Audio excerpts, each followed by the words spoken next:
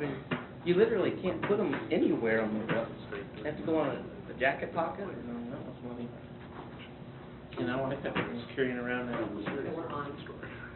Galaxy Note. I'm like, are you kidding me? Yeah.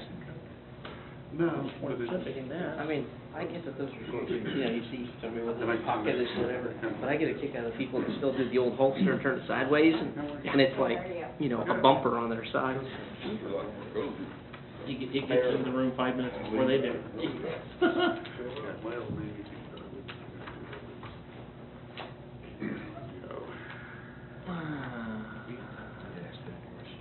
Yeah.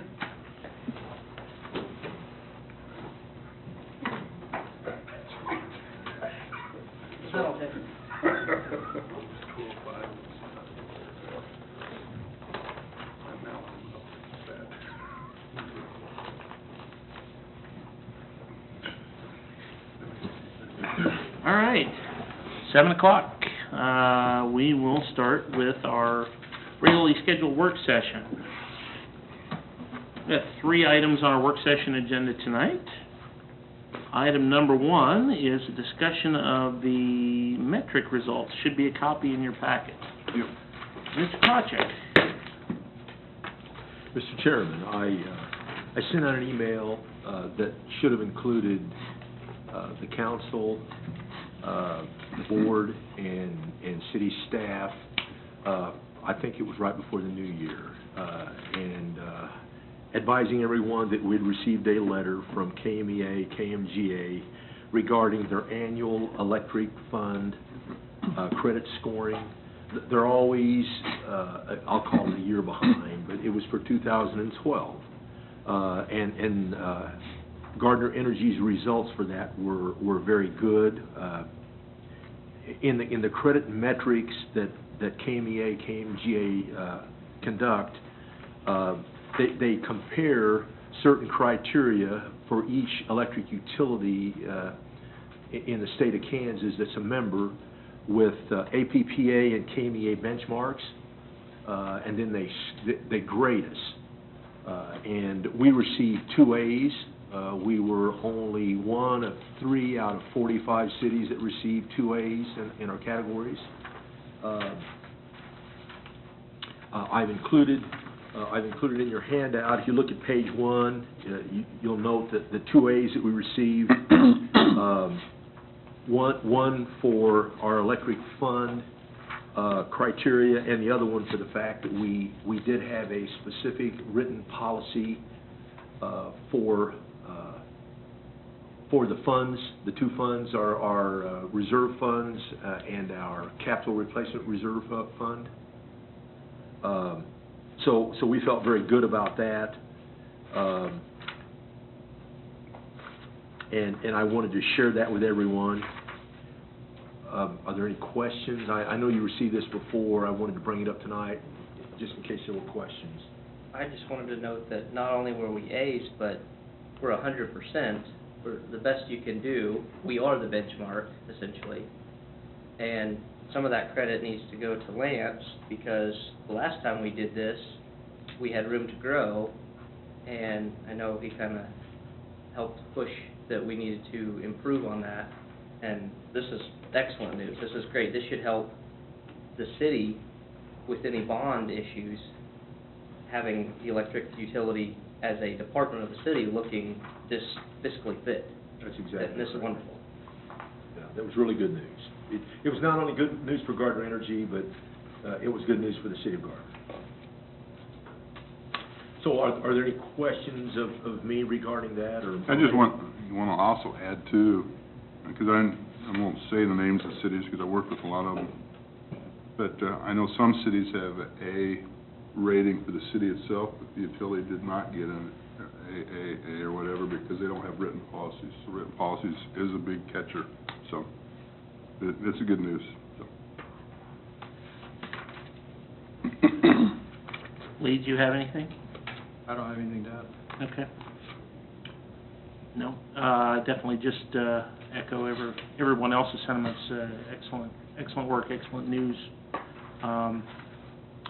Good to have some feedback every once in a while that we're on the right tracks. Hearing no further discussion on that, we'll move on to work session item number 2, line clearance program. No handouts. I just wanted to make everyone aware that we will shortly begin our line clearance program for 2014. This will be our 5th year in the program, so we will be trimming in areas where we trimmed the first year.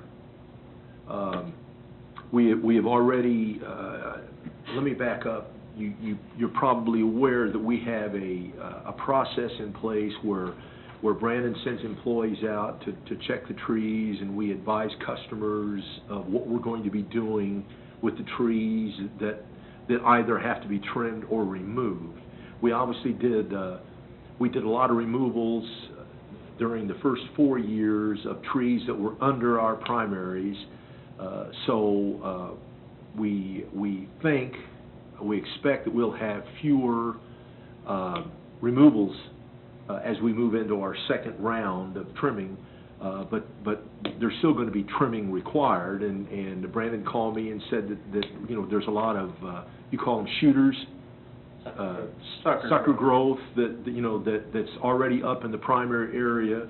And we've received a call from one customer already that Brandon and I, believe it or not, met with 4 years ago. This particular customer happens to have a kind of like a water garden, I think they call it that, in the backyard. I think Lance was involved with that one, if he may recall, and I'm going to contact this individual and meet with her again to see what we can work out as far as trimming the trees on the rear of her property. But more than anything, I wanted to make you aware that we're getting ready to start again, and it is round 2 of the program, and I think our expectations are we'll spend less money on this, on follow-up trims. In the past, we only trimmed and removed, right? Are we gonna try to, I know we talked about looking into putting down some sort of chemical or, I don't know what you wanna call it, herbicide to help delay that growth as it comes back? We talked to the tree companies about that, and their advice was that the tree had to actually be growing for that stuff to work, that they didn't have anything to put down to prevent the growth from the seeds, I guess. So they can kill stuff that's small, but they can't prevent it. Okay. So it's I think we're gonna take a look at this year and continue to trim and do removals, and then they do have stuff that they can spray on the trees. It does not make the trees look good. It almost looks like the tree's dying. That prevents growth, and I don't think that's the way that we want to continue to operate like some cities do that. But unfortunately, we've got a lot of trees, and we're trying to do the best we can with them. And if you look at our outage reports, I think we had 1 tree outage this year, and that was one from year 1 that actually had grown back that came down. So, Well, it sounds like as long as our frequency is fast enough, it shouldn't be too big of a problem anyway. Okay. And we're hoping to spend less money this year too. I mean, we have the original contract amount that we've had over the last 4 years. We're going to see how fast they move through now that a lot of the removals have been done. And if we don't need to spend that amount, we're not going to. So we'll see how it works out. Okay. Questions on the tree trimming program, the line clearance program? Obviously, the impact of that program has been significant in reducing tree-related outages over the last 4 years. How long does this go on? I mean, is this an annual? This is going to go indefinitely, or Indefinitely. or until lines eventually get moved underground? Probably.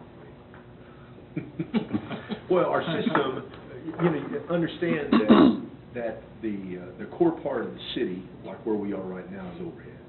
But the city grew so rapidly, you don't have to go very far north or very far south, and you get into underground residential areas. So predominantly, the tree trimming is, well, in the core part of the city, and then I guess up Center Street on the west side, pretty much. Parma, Gardner Manor, the downtown area, west over here, plus, you know, all the housing back over on Shawnee, Washington, Lincoln Lane.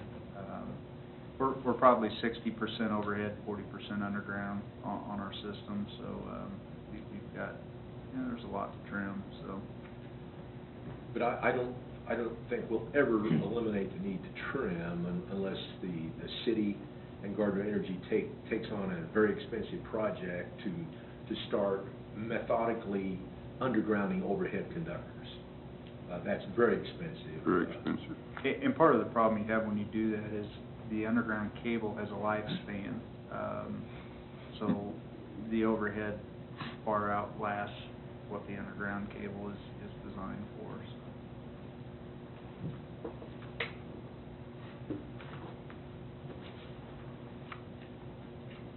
Anything further from the board on item 2? All right, sounds like not. Thanks for that update. Third item on the work session agenda is entitled miscellaneous. Mr. Crotcheck. Mr. Chairman, I have one item for miscellaneous. Very recently, working with Greg Wilson of 21st Century.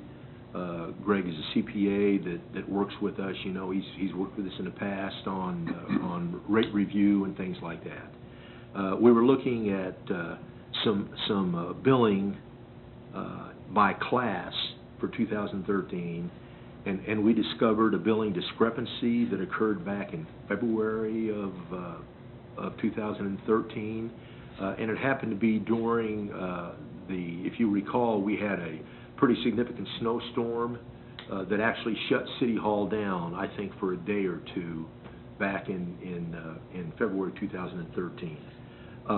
What we found out was during the shutdown of City Hall, the utility billing was required to estimate some bills, and for 9 non-residential accounts, the demand